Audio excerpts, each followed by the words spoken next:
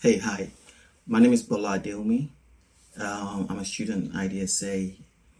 I remember seeing an email regarding sharing stories of one's journey in IDSA, and I just recently thought that this might encourage somebody in IDSA and or even just some other student on their creative journey. Um, I first applied to IDSA a couple of years ago. At the time, they didn't have evening classes, and I couldn't accept the offer of joining the school as a student because I was working full time then, and to an extent, I am still now. But now they have part time, I joined. Last year, I was offered a seat in the school, and I started. In the first term, I was doing Accelerate, and in that class, there was a gentleman called Ore Olubajo. And I could always see that he was always hardworking, despite if the scene was going perfect or not quite perfect. And he really had a nice disposition. So one day he approached me out of the blue and said that himself and a couple of other students in the school and ex IDSA students were putting together a series of short films and just do some work regarding themselves and to highlight their skills. And so he asked if I would play a role in his story. The production was called Stories Apart, and it was coordinated and produced by another IDSA student called Mel Legiadro, I believe. And so, yes, because he was just such a nice guy and always hardworking, I accepted. And so one evening after work, late after work, we're tired, we looked at the scene. I made a couple of suggestions, that might help enhance the scene since it was such a pivotal one.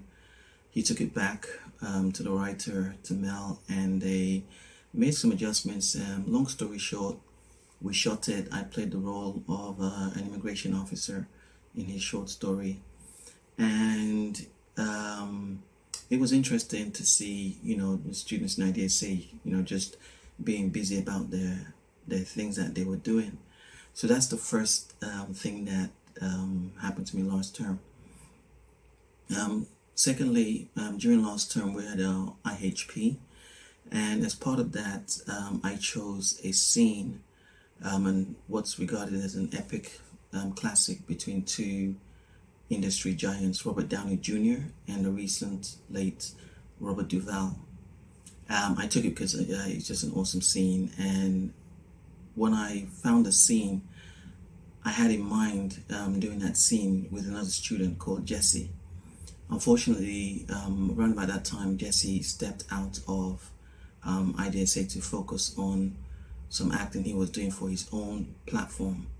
I thought of Jesse because he was just such a nice guy. You could see that he was always hardworking, committed every time when he was given a scene. And so that really kind of touched my heart. Unfortunately, because he stepped down, we couldn't do the scene, and I ended up doing the scene with somebody else. It still went well, and I was offered a seat in Tier 1. Unknown to me and the rest of the class, Jesse is a YouTube influencer with approximately 4.6 million subscribers. And while we were in class, I wasn't aware that he had taken notice of me and had wanted to do a scene with myself. So long story short, a couple of weeks ago, we agreed to do a scene, a small scene for one of his shorts. He's a short specialist. That's his specialty on YouTube. So we did the scene. I played the role of a judge in his short comedy sketch. It was heightened comedy, and it was fun to do. He posted the scene just about a week ago, and in under 6 days, it's had close to 500,000 views, which is quite interesting. So that was the second thing that's happened, or should I say the third, because I also got given an offer to the Tier 1 class. The fourth thing that's happened, and it completed today, which I guess is one of the reasons why I thought it interesting to share this is, although I have a Spotlight profile and I'm currently looking for a new agent, the BBC emailed me directly last week to do a voiceover for a documentary with their Heart and Soul team. It's basically like the African desk, and it's a documentary, an interview documentary regarding the Rwandan genocide, and they wanted me to do the voiceover for a survivor of this Rwandan conflict and his journey of forgiveness, and how he managed to forgive somebody who killed his wife and 6 children. Despite the fact that, okay, maybe it wasn't, you didn't pay so much, but the storyline really got to me, and I thought it was a great opportunity, absolutely great opportunity to make use of the voice training which somebody like Giles had given us in IDSA in my first term, and he was just phenomenal. And then also the recent training towards recording at Audible, which Chris had also conducted at IDSA.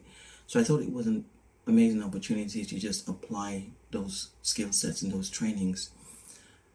I have been invited for a voiceover before, but at that time I didn't have these additional layers of training, so I thought, okay, why not?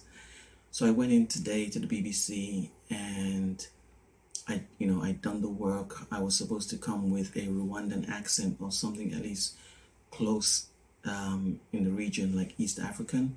I am Nigerian British, and so that was an interesting challenge to attempt to scale.